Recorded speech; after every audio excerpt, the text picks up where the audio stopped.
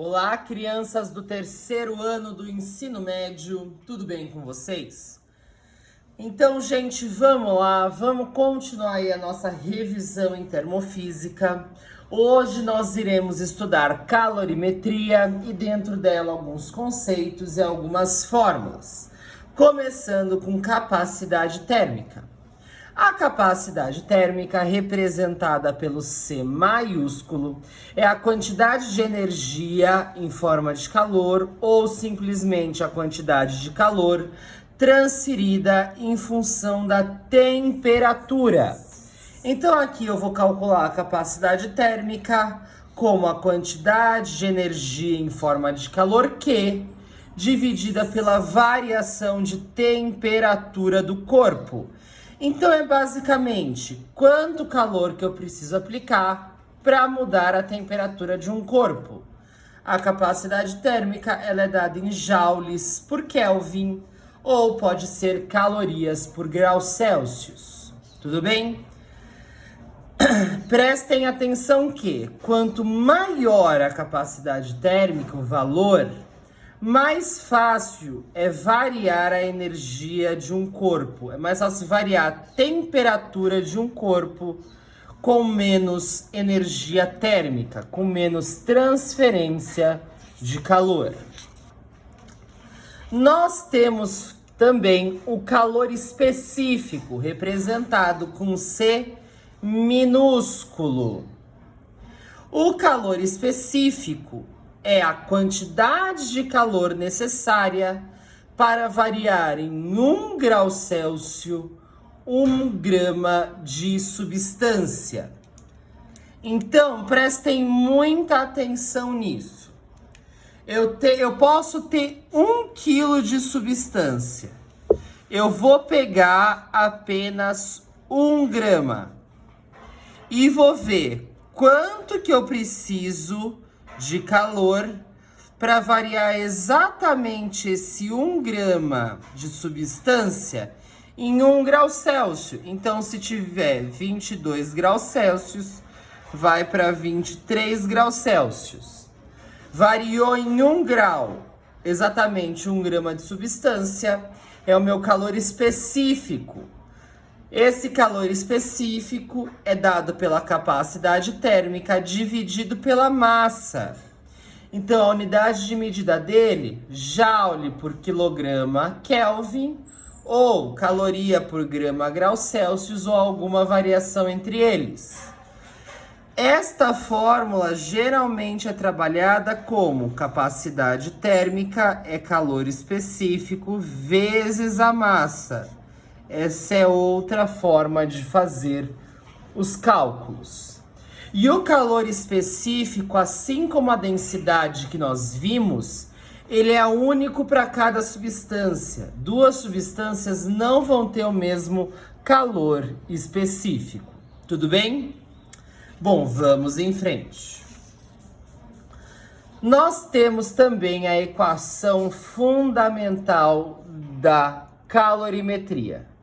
Então, imagine que um corpo está ganhando ou perdendo energia térmica em forma de calor. O que vai acontecer é que vai mudar a energia que ele está, vai mudar a temperatura que ele está.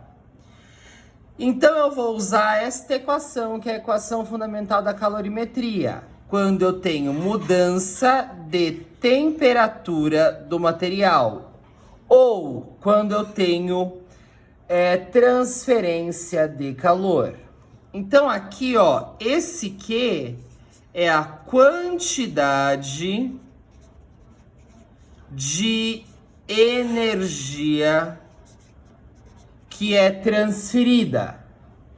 Ela é dada pela massa da minha substância, essa massa em quilogramas, vezes o calor específico.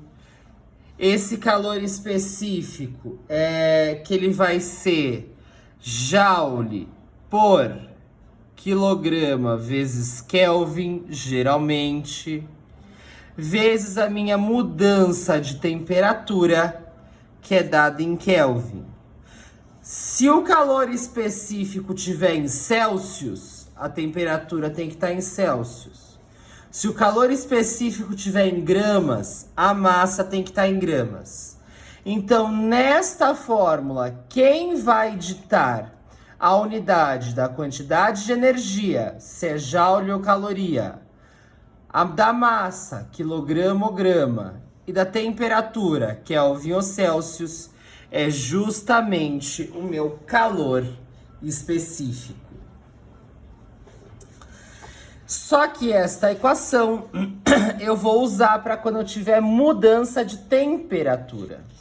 Mas eu também posso ter mudança de estado físico. Ele está indo de sólido para líquido, líquido para sólido, líquido para gasoso, gasoso para líquido. Quando eu tiver mudança de estado físico, eu usarei a fórmula do calor latente, que é o calor necessário para mudar o estado físico de 1 grama de material. Então aqui, ó, este calor latente, que é o L, ele é dado pela quantidade de energia dividido pela massa. Então é caloria por gramas ou joule por quilogramas. Mas usualmente nós usamos quantidade de calor para mudança de fase é igual a massa do material vezes o calor latente, que é o L. E prestem muita atenção que, durante mudança de estado físico, se eu estou falando de substâncias puras, eu não tenho mudança de temperatura. A minha temperatura permanece a mesma. Então lá, se eu estou fervendo a água, do momento que ela começa a entrar em ebulição até o momento que ela está completamente evaporada, ela está a 100 graus Celsius. Então, sempre que eu tiver transferência de energia térmica em forma de calor, eu vou usar essas duas equações. O que macete e o que mole. Que macete, que mole, sempre que eu tiver transferência de energia entre corpos em forma de calor. Se for mudança de temperatura, que macete. Se for mudança de estado físico, que mole. Além disso, eu tenho que ter algumas questões muito bem conceituadas. A primeira delas, na natureza, naturalmente, o calor, ele sempre é transferido do corpo de maior temperatura para o corpo de menor temperatura. Então, prestem muita atenção nisso. O calor é transferido de um corpo de maior temperatura para um corpo de menor temperatura naturalmente. Se eu quiser fazer o contrário, eu preciso de máquinas frigoríficas, que veremos mais à frente. Mas naturalmente é sempre da maior temperatura para a menor. Então, por exemplo, se eu tenho um copo, um líquido e gelo, o calor do líquido está sendo transferido para o gelo, por isso que o líquido está esfriando. Ou qualquer outra situação onde eu tenha 2 ou mais corpos, sempre do de maior temperatura para menor temperatura. Além disso, eu tenho uma conservação desta energia transferida.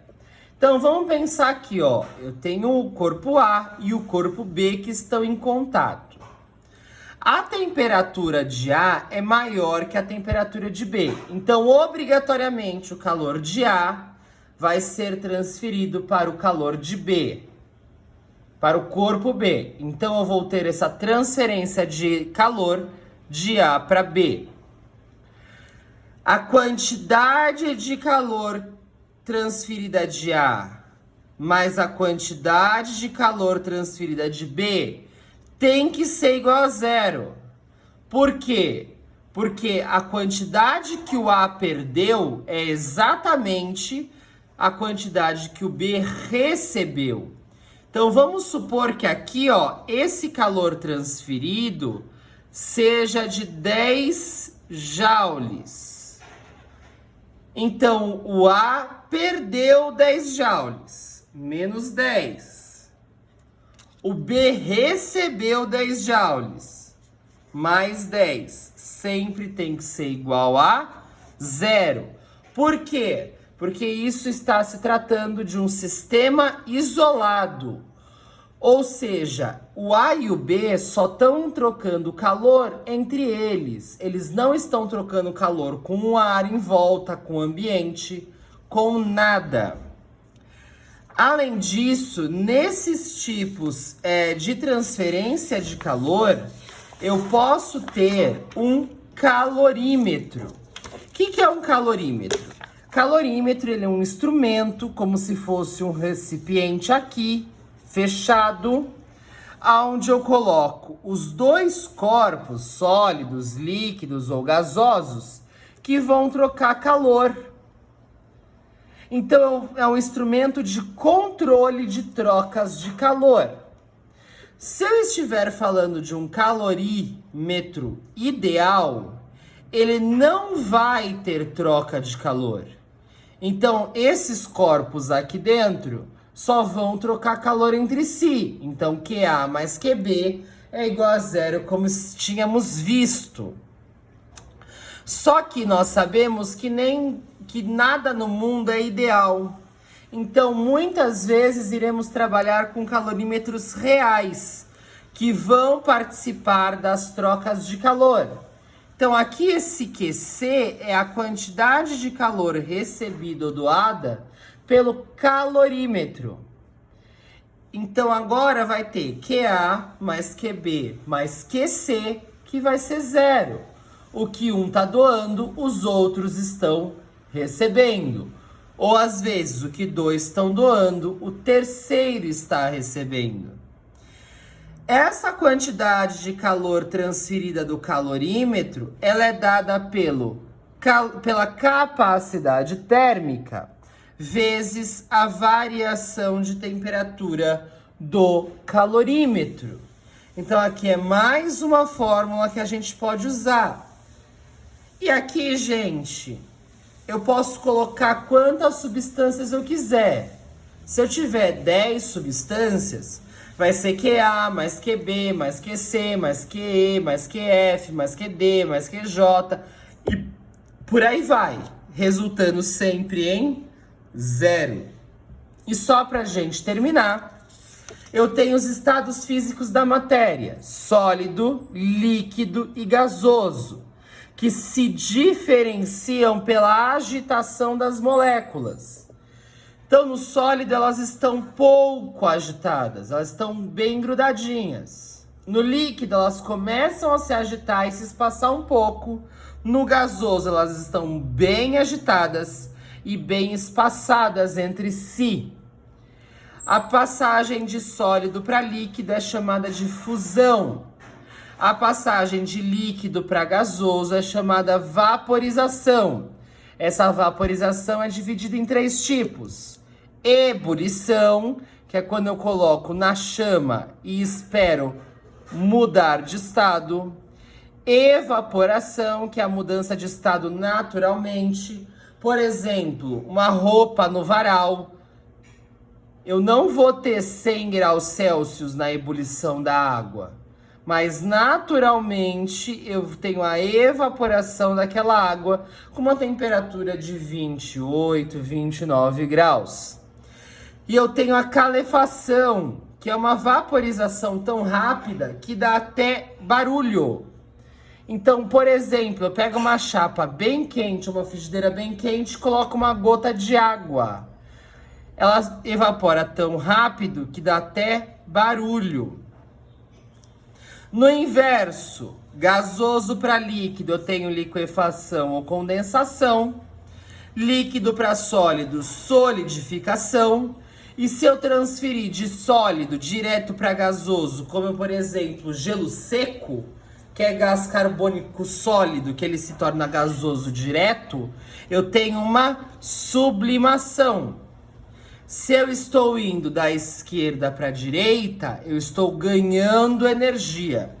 Se eu estou indo da direita para a esquerda, eu estou perdendo energia.